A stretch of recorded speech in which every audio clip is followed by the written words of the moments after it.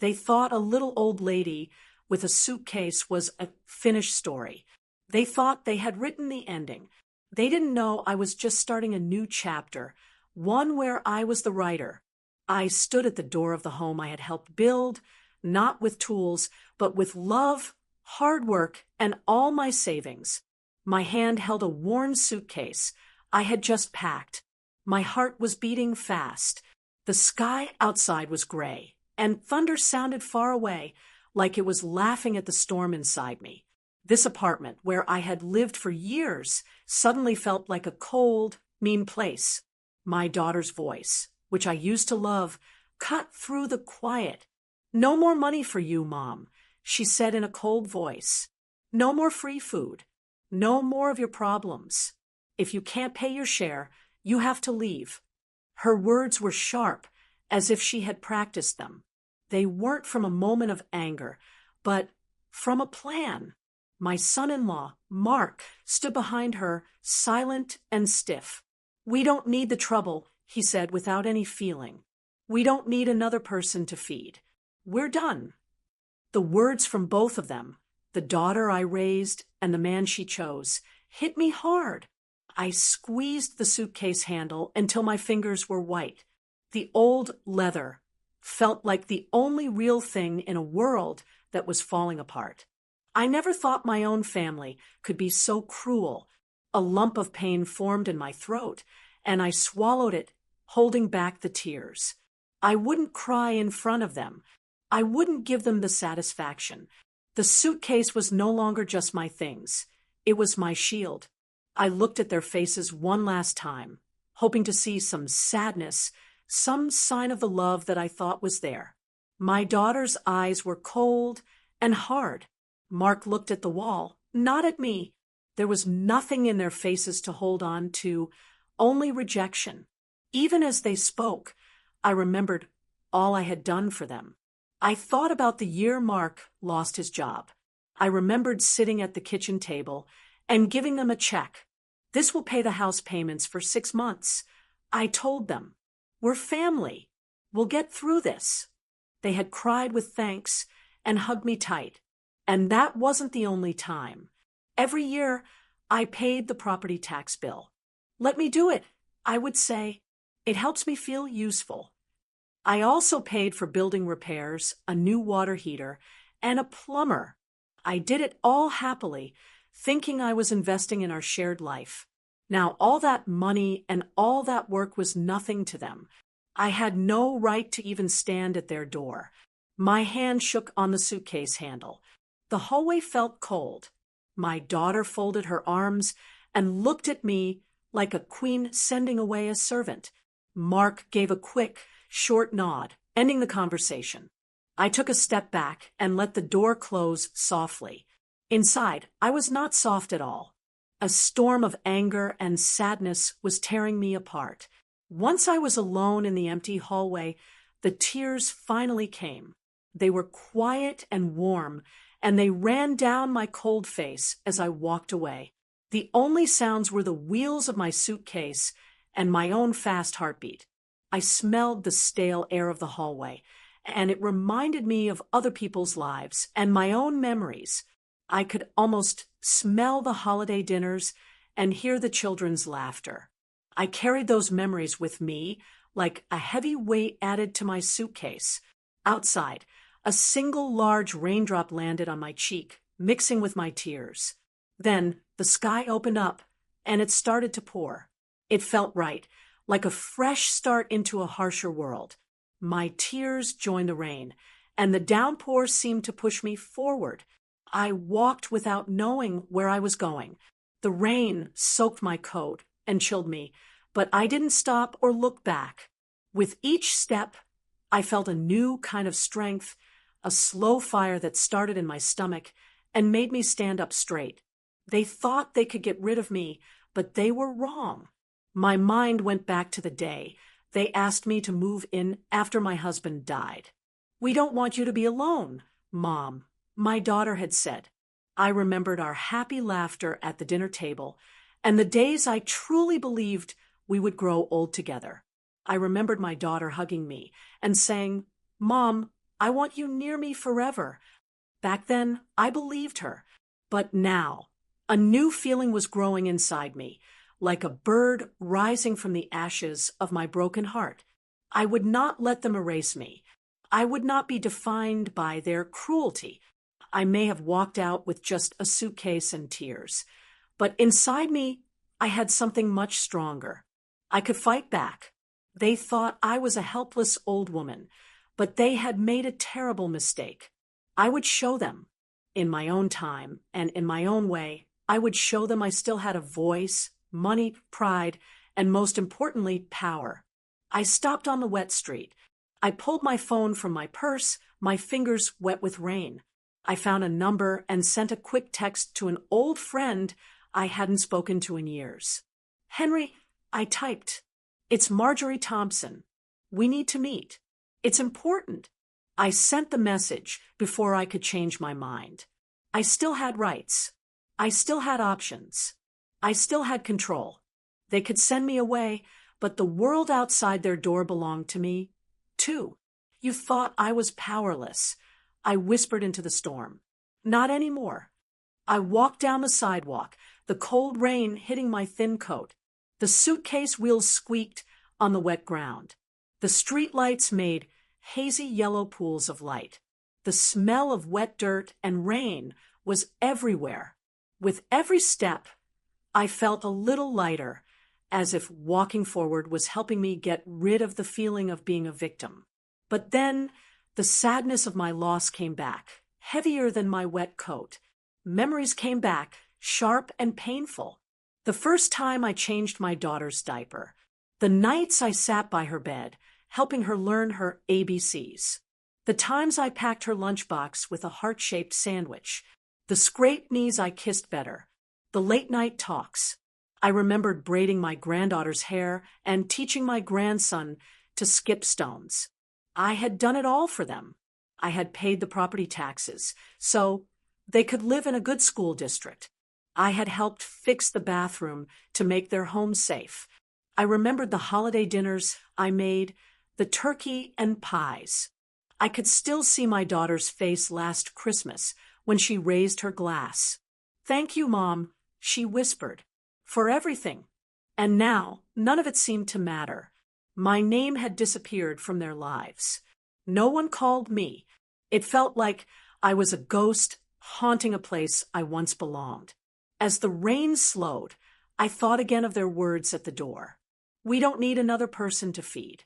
The words hurt, but the real sting was in the careless, almost bored way they said them. I had been a caregiver, a friend, a financial safety net my whole life. In one night, I was just a problem to be cut from their budget. I felt broken inside. Had I misunderstood every smile, every shared meal for the last 30 years? Then, as I stood under a dry spot, I realized something important. What they thought of me didn't have to be my reality. I still had a name, a history, a value. I had power, just not in the way they expected. I stopped under a street light and stared at the raindrops falling. Their cruel act had not changed me, but it had changed two things, my awareness and my plan. I could choose to be sad, or I could use my sadness. I knew my love had not been wasted.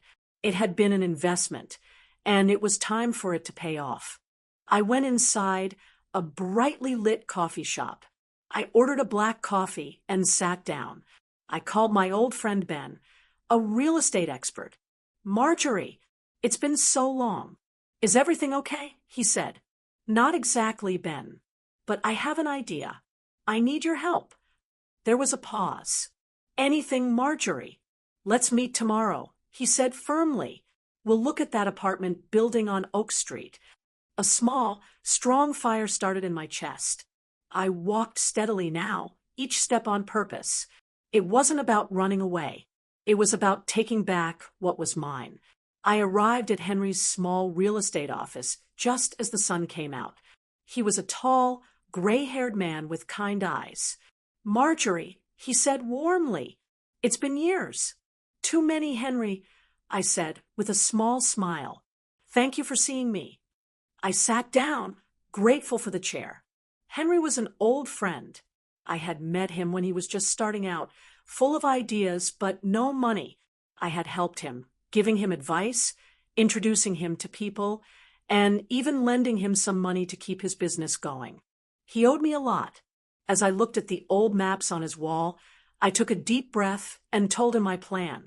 I know where my daughter lives. I began, my voice stronger than I expected. I slid a brochure across the desk. It's an apartment building on Oak Street, 30 units. I've been watching it. It's priced too low for the area, and the management has been careless. Henry leaned back. You want to buy it? He asked, his voice calm. I want to buy the building where she lives. I corrected him. Not to hurt her, not really, but to remind her and to remind myself that I still have choices, that my safety doesn't depend on their kindness. He nodded slowly, understanding my plan. He knew about power and property. Okay, Marjorie, he said, now speaking like a professional. Let's look at the numbers. For the next hour, a world that had felt scary began to make sense. We looked at spreadsheets, loan options, and market reports. Henry was an expert. He showed me the purchase price, the loan rates, and how much money I could make. I was nervous, but also excited. The building needed repairs, but with a little money, it could be much better and bring in more income. The amount of paperwork was huge, but the possibility of what I could do shone brightly. Henry paused and looked at me. You know you're doing the right thing, right? This is more than just an investment. You're standing up for yourself. His words gave me courage. The shame I had felt before began to burn away, replaced by a clean fire of purpose. I took a slow breath and nodded. I'm ready, I said. Signing the first papers made my hand shake, but it was from excitement, not fear. I signed again, and again as Henry gave me more forms. Credit applications, proof of my pension, the plan for a loan that would let me own the very building I had been kicked out of. My heart beat fast as I tapped the final sign button on his tablet. Henry smiled, a real happy smile. Well done, Marjorie. I'll get in touch about the inspection and the bank meetings. We'll move fast. I stood up slowly, holding onto his desk to steady myself. I felt a mix of pride, fear, and a deep feeling of doing the right thing. I had taken the first, hardest step. Henry handed me a thick envelope. Here are the copies of everything you signed. This is your path to ownership. I held the envelope, feeling the weight of the paper, and the promise it held. It was a promise not just to the bank, but to myself. I would see this through. I went outside into the bright sunlight. I held the heavy envelope, and for the first time in a long time, I smiled. It was a small smile, but it was real. Inside that envelope were options and power. I began to walk, letting the sun dry my coat. Inside, a slow, steady drumbeat of determination was sounding. The path I had started, quiet and unannounced, had begun. Soon, it would be their surprise. I would hold the keys to their future. I sat at my small kitchen table that evening. The papers from the envelope spread out like a secret map. The light from the lamp shone on every number. I looked at the rental contracts for all 30 units. Henry had gotten them for me.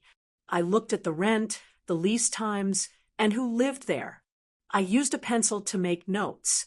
Unit 12, a renter can leave any time, needs a new air conditioner. Unit 7B, renter has been there a long time, rent is too low.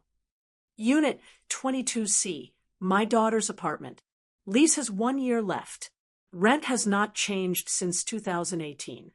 These weren't just lines of text. They were real people, real money, and most importantly, real power. I also looked at the notes from the building meetings. They were full of everyday details, but to me, they were like a secret diary of how the building had been neglected.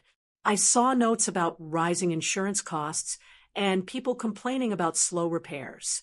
With this information, I could plan where to make improvements. My heart beat a little faster. I could feel the power of this knowledge. My daughter, in another state, was likely watching TV, not knowing that I was planning to become the owner of her home. I made a mental list of what to do next. Get the final bank loan next week. Get a professional to say what the building is worth. Make sure the sale is a secret until the very end. The new landlord would be a surprise. I didn't want their pity or for them to try to stop me. I wanted the clean, undeniable surprise. I wrote a note to myself. Don't tell them until the deed is signed. The words burned in my mind. I felt a mix of power and sadness. I had moments of doubt. Was I being too angry? But each time, I would remember that morning, standing in the hallway, choosing to leave. That decision was my anchor, and this new path was how I was fixing things. Outside my window, I smelled the sweet scent of lilacs.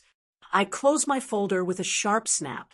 I pictured them in their living room, happy and unaware of the storm I was preparing. When the report on the building's value arrived, I opened the envelope with a knife. The building was worth more than I thought. I would have money from day one, which would give me more freedom. I leaned back in my chair and smiled. I would own this property, and soon. And with ownership came power. At sunset, I went out onto my porch with a cup of tea. The sky was pink and orange. You will wake up, and you will see me, I thought. Not broken, not helpless, not forgotten. I said it quietly, a vow to the sky. You thought I was powerless. Tomorrow, you'll find out how wrong you were. The next morning, I signed the final papers at my bank. I sent Henry a one-word text. Done. His reply came back instantly. Congratulations, boss. I smiled at my reflection. Boss fit nicely. I folded my papers and stood up. There was no big show, no drama. I was just starting a quiet revolution, measured in lease clauses and business plans. I felt ready. The nervous feeling in my chest was no longer fear, but pure, focused excitement. My heart beat not with fear, but with purpose. Power is not just in owning property. It's in knowing what you want and having the strength to get it. And tomorrow, I would start to shape their world. I slid the purchase complete paper across the table to Henry, who was now my first employee. He looked at it, and for a moment his professional face fell away to show pure surprise. The words, ownership officially transferred to M. Thompson Holdings, LLC, were there for us both to see. My stomach was filled with a flutter of nervous butterflies. I reached for my coffee, my hand steady. This is it, I said, my voice soft but clear. I own the building they live in. Henry finally broke into a wide smile. He had seen the steel in my eyes for weeks. He knew this wasn't just about revenge. It was about taking back my dignity. We went over the final details of the papers. The date the sale was final, the money transfer, and my full legal power as the new owner. It was all clear. For 2 days, I said nothing. I let the news sink in. I prepared a small, formal letter to all the renters. It was a welcome from the new landlord letter. And then I scheduled the building's next meeting. I made sure to include my daughter and her husband. They replied quickly, "Will attend," not knowing what was coming. The evening of the meeting, I arrived a few minutes early. I sat in the back, pretending to be a new renter. My heart beat steadily with anticipation. One by one, the tenants came in. My daughter and Mark came in, carrying a bottle of wine. She gave me a quick, annoyed look, not expecting to see me. I gave her a calm smile and sank a little lower in my seat. As the old manager, Mr. Alvarez, talked about a small plan to fix closets, I stood up and tapped the microphone. A soft squeal filled the room. The manager stopped and looked at me. Yes, Miss Patterson, he asked, not remembering my name. I took that as my chance. I walked to the front of the room. My voice was calm and clear. Thank you for organizing this meeting, Mr. Alvarez. I'd like to introduce myself. My name is Marjorie Thompson, and as of last week, I am the legal owner of Oak Street Apartments. The room became completely silent. I could feel the tension. My daughter's eyes got wide, and her mouth dropped open. Mark's jaw tightened, and he looked scared. The tenants started whispering. The manager cleared his throat. I didn't know this was happening. He said nervously. I held up a hand to get everyone's attention. This morning, some of you may have gotten my welcome letter. Tonight, I want to say that with a new owner comes new duties. And with those duties, there will be changes. I paused and looked at my daughter. I have looked at the buildings, money, and the rental prices in the area. The rent here has not been raised in over 5 years, even though repair and insurance costs have gone up. So, the rent for each apartment will be doubled, starting 60 days from today. A new lease agreement will be given to each home by the end of the week. A collective gasp filled the room. Some people looked worried. My daughter half stood, her face full of shock and anger. Mom, she hissed, you can't do that. That's crazy. We can't afford that. But you will, I replied, my voice steady, my eyes locked on hers. Or you will move. The choice is yours. I turned back to the other renters. This rent increase will pay for the long overdue repairs to this building. It will pay for new heating and cooling, better landscaping, and improved security. It's the only way to keep this a nice place to live. The room was buzzing with whispers, but the feeling was starting to change. I saw Mark whisper something to my daughter, and he nodded, agreeing that costs had to match upkeep. Their faces showed that their old assumptions were now gone. We will have another meeting in 2 weeks. I continued, my voice calm. So any tenant can ask questions about the rent, the timeline for improvements, and if we can help anyone who needs to move. I want to be fair, but I don't want to be taken advantage of. My daughter opened her mouth to speak again, but I held her gaze. We are done with paying for a lifestyle with free labor and free living. From now on, we will all pay. We all have a part in this community's future. I sat back down in the chair at the front. The room was now filled with a new understanding that a new leader was in charge. My daughter stared at the lease papers on the table, her lips in a tight, white line. My heart beat, not with winning, but with a quiet sense of rightness. They had called me powerless, but now I held the power. The manager started the meeting again, his voice shaky. Thank you, Miss Thompson.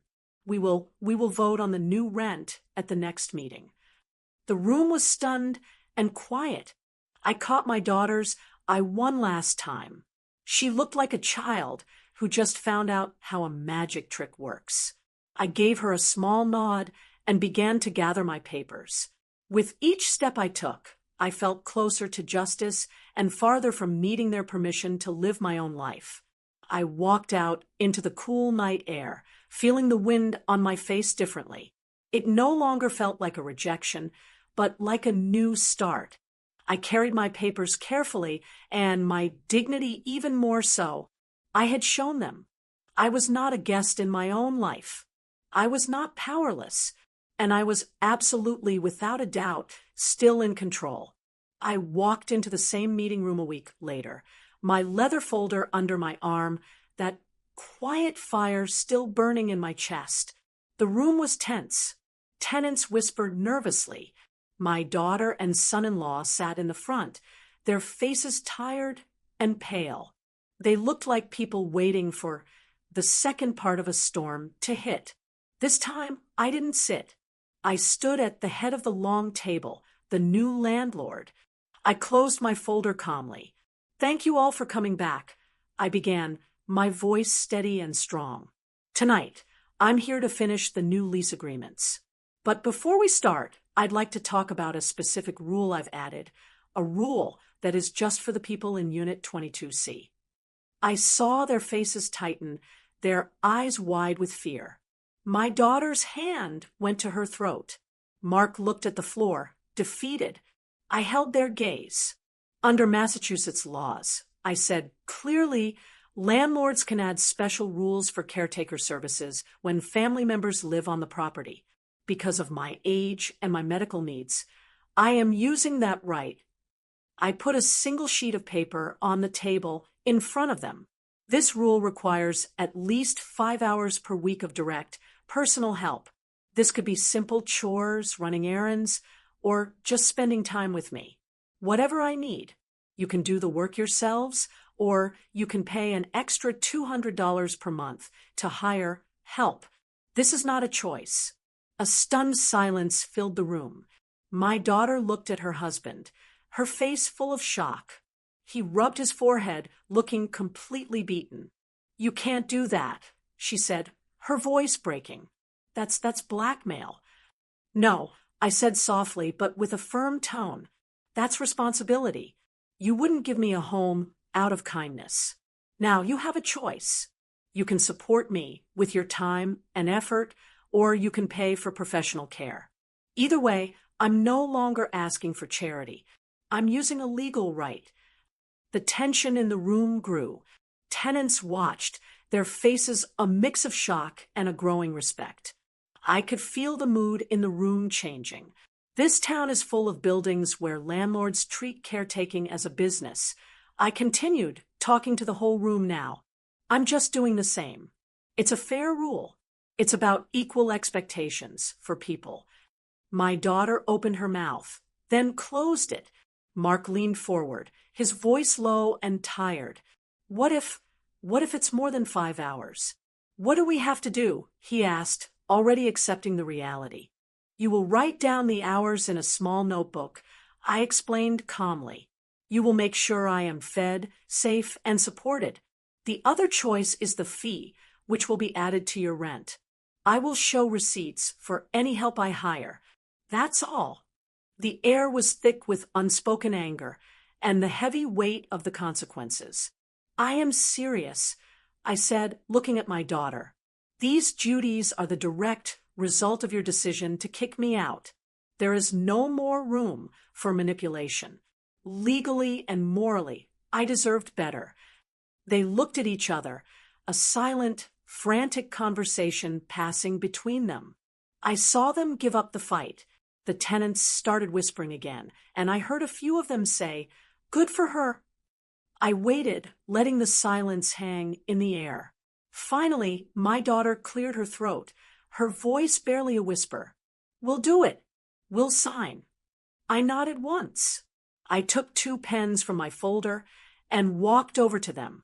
I put the paper and a pen in front of each of them. Her hand was shaking as she took the pen. "Remember," I said quietly, "this isn't punishment. It's accountability. You chose to see me as a problem. Now, you are choosing how you will fix that."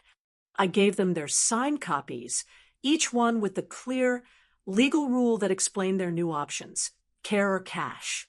Then, I spoke to the rest of the room. Each tenant has until the end of next week to agree to the new lease rules. If you don't agree, you must give your 30 days notice. Once you sign, the new rent and all duties will be legally binding. That's fair. That's just. A man in the back cleared his throat. "We appreciate the clarity, Miss Thompson," he said. Another woman nodded. The new landlord stood quietly, her dignity intact.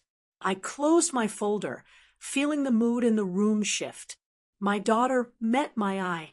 Her eyes were shiny with what looked like shame, but also a new kind of acceptance. I stood up straight, my voice firm and final. "In this building, my building, there is no more false sense of family privilege. We now all know what being a tenant means. If this new arrangement bothers you, the way out is simple. pay the fee, do the hours, or leave. That is the respect I now expect.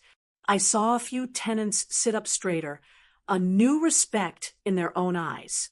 The meeting ended, and the tenants left quiet and thoughtful. They no longer looked at me with pity. They saw my position. And for the first time in a long, long while, I felt a huge weight lift from my shoulders. Because I had shown them. I was not a guest in my own life. I was not powerless. I was not disposable. And I was absolutely, without a doubt, still in control. I walked out into the cool night air, feeling the wind on my face in a different way. It no longer felt like rejection, but like exciting possibility. I carried my papers carefully, and my dignity even more so, my shadow long and confident behind me. I walked into the main lobby later that night, heading toward the apartment I had decided to take for myself.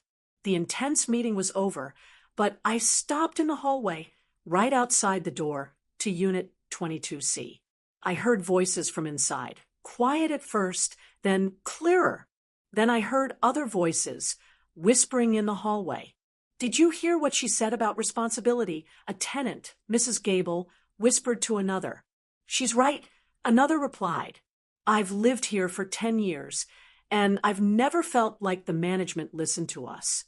A few doors down, I heard a woman sniffle, then say, "All that strength, and she's right. Respect is worth more than cheap rent." The whispers spread down the hall. Tenants who had left the meeting were lingering, looking at each other, waiting. Then I heard it, the soft sound of clapping. It started with just a few hands, then more joined in, growing into a steady, heartfelt round of thanks. It wasn't for me, not directly. It was for the idea of it. I watched from the shadows as neighbors I barely knew gathered in the hall. Some wiped tears from their faces. One woman said, "I thought I was the only one who felt invisible here." And another whispered, "I'm so glad." She stood up to them. To everyone. Inside their apartment, I could see them through the crack in the open door. My daughter stood by the dining table, her eyes red and swollen, but not with anger. She looked up and saw me, and her gaze was full of a sadness so deep it made my chest ache. I stepped inside. Mark stood near her, silent. He said nothing, but I saw the tension leave his shoulders as he seemed to finally understand. In my hands, I held the plate with the single slice of birthday cake I had brought earlier, a peace offering.